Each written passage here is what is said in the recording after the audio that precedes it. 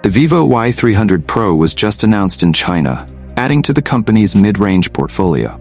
It's a direct successor to the Y200 Pro from earlier this year, but the upgrades are quite significant.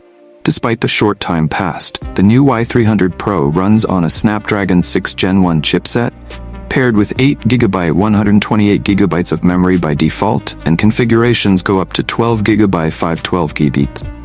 The display has also improved, is now 6.77 inches in diagonal, and offers 120Hz refresh rate, 10-bit color depth, and up to 5000 nits of peak brightness.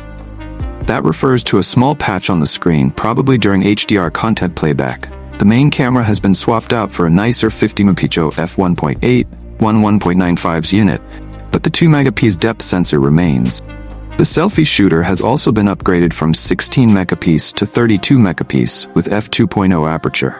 Impressively, the battery capacity has increased from 5000 mAh to a whopping 6500 mAh with support for 80-watt wired charging. Maybe that's why the Y300 Pro weighs about 20 grams more than the Y200 Pro.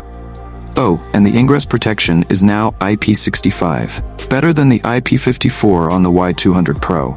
The available colors are black, ocean blue, titanium, and white. The entry price is CNY $1,799, $250 for the standard 8GB and 28GB version, and goes up to CNY $2,499 for the beefed-up 12GB, 512GB configuration. The phone is still in its pre-order stage and we don't know whether it will make it to the international market, but the Y200 Pro is available for purchase in India, so we might see the Y300 Pro outside Chinese borders as well.